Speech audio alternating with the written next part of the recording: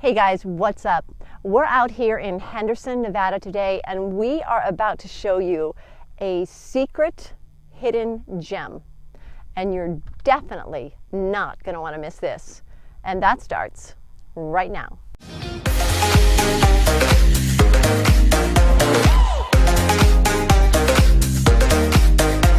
So we're about ready to see an incredible art installation created by resistant artist Aware, and it's called the Wheel of Misfortune. So this was actually created in 2012, basically when the Las Vegas market collapsed. And interestingly enough, once we show you what's on the Wheel of Misfortune, that will all kind of come into place.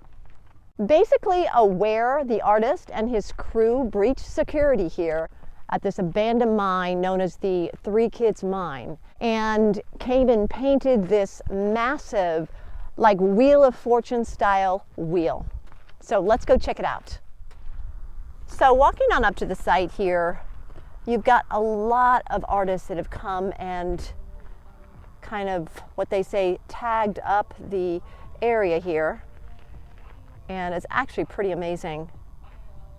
You have all these different thickening pits, is what they call them, here at this abandoned mine. And this is the actual Wheel of Fortune. It's actually 250 feet wide.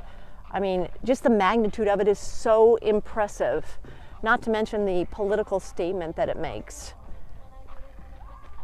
They get a lot of kids that kind of come out here and hang out, as you can see. But on the Wheel of Misfortune, they have all zeros, no money at all. You have things like loss of a home, loss of hope, bankruptcy. And it is pretty incredible.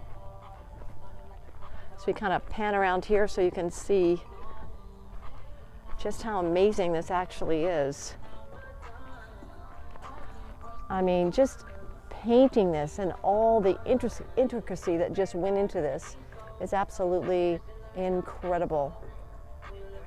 And lucky for me, I'm actually married to a celebrity muralist, street artist, and we're going to get a quick little interview from him and kind of get his take on this in just a minute.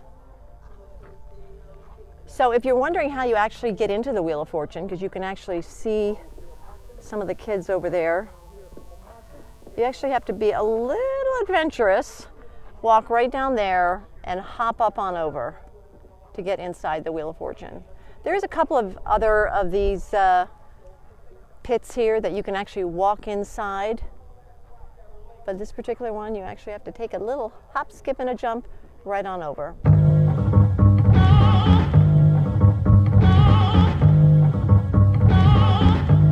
Yeah, sip the juice as I get loose on the scene and head towards the cream. I see how y'all done it. I came to run it, 100 miles an hour. Streets will devour, goons in the mix, wildin' after 6, monkeying around, banana clips for chips. Better catch your breath, you know that I'll be there. Run them off the block like they riding legs. Keep running. One long night from one long knife. Act up, but suckers get smacked up. Don't doubt the clout. All right, we are here with my husband, celebrity artist, urban artist, Pete Castro.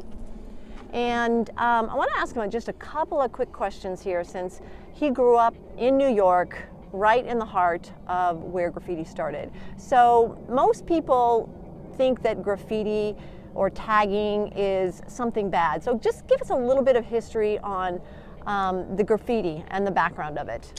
Well, being a graffiti artist is started back in the Bronx, where I was born, and in the 80s.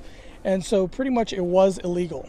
These artists, they were just crews. They were just teenagers who had a talent for art, and they wanted to go to like the subway graveyard and tag up. Tagging means spray canning art. They would tag up the subway trains. So the next morning, the subway trains would move out and you would see all this art. And the whole point of this with these graffiti artists, they were trying to battle crews. They were trying to have the most of their name, their brand, their crew on the subways and buildings, just to get notoriety and to get street credit. So that was how it started. As it's evolved to now, It's actually a platform for artists who want to express something, such as what we see here, the Wheel of Misfortune by Aware, the artists in decline. So it's now more, street art is more acceptable. There still are illegal murals out there, but it's more, people are being commissioned for murals now. You see it everywhere, hotels, everywhere. You see it in restaurants. So it's evolved into a more positive energy, and it's a way of an expression. I myself love graffiti art.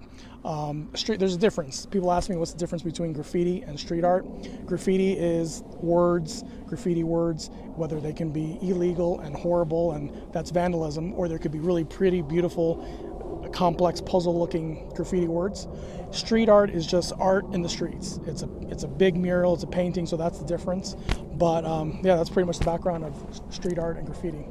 Yeah, what I find really interesting is some graffiti is like so easily readable, but yet other graffiti, like for example, this one over here that's like yellow and green and blue and purple over there. I mean, I have no idea what that is or what that says. I mean, I find that so interesting.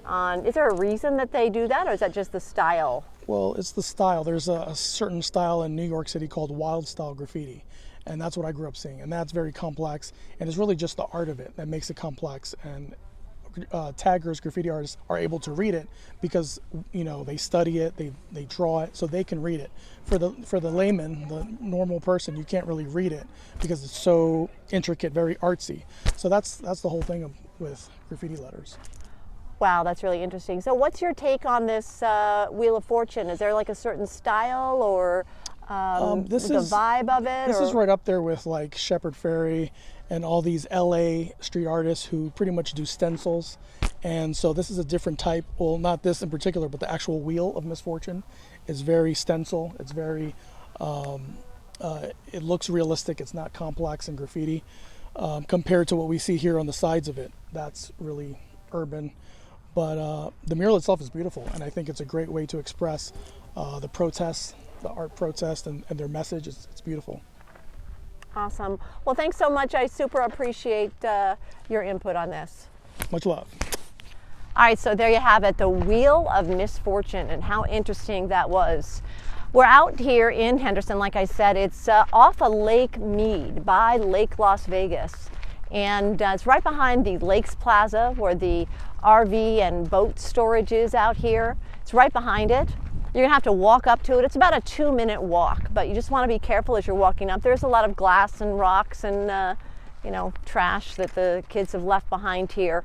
But definitely check this out. This is so cool and great for a photo shoot, just great to explore. And I am so glad that we came out here today because this is some pretty cool stuff. Who knew that you find this in Vegas? All right, guys, thanks for watching, and we will see you next time.